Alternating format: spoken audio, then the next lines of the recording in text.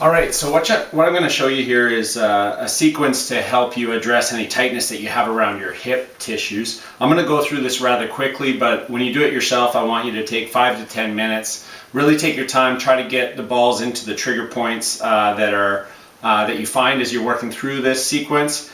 And just like a massage therapist, take your time, let the balls work their way in there until those trigger points release a little bit. So we're going to start with the balls just above our sitting bones, one on each side, feet together, knees splayed out to the side. From here I'm going to take a few deep breaths. I'm going to contract as hard as I can, hold it for 5 seconds, and relax. I'm going to do that 4 or 5 times to let the balls sink deeper up there into those tissues.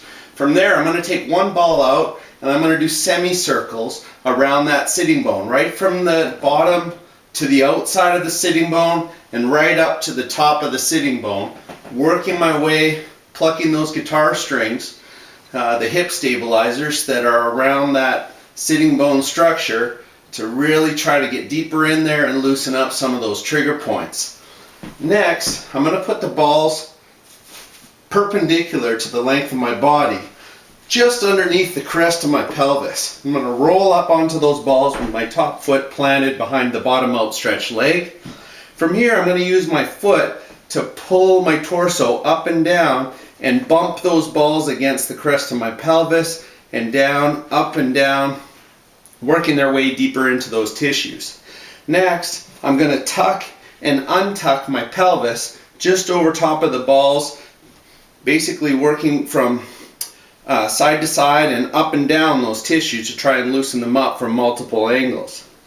Once I've done that 5 times, then I'm going to do 5 of the world's largest bicycle pedals going forward. Again, all my weight is on the balls here of my torso, and then 5 backwards. Once I've done that, I'm going to do 5 leg lifts as high as I can, levering across those lacrosse balls, right to the ceiling, down to the floor. Once I finish that, I'm going to reorient these balls vertically in length with my leg bone. Again, just below the crest of my pelvis, I'm going to roll up onto those balls, put my top foot in front of the bottom outstretched leg, and again, I'm going to move my torso up and down, bouncing the balls against the crest of my pelvis, and then stripping down into the hip flexors from the side. Once they work their way in there a bit, now I'm going to roll to the front. So I let lots of weight on those balls and then roll to the front. Again, settle the balls in there, roll to the front. Do this 5 or 6 times, taking my time. Once it's got nice and deep in there, I'm going to do 5 or 6 butt kicks with this leg. So just flossing those tissues right across the lacrosse balls. Again, from here I can contract and relax and get the balls deeper in there, and then do a few more butt kicks to floss some more. Once I finish that, I'm going to move the balls just down to the middle of my thigh, right around where my IT band is.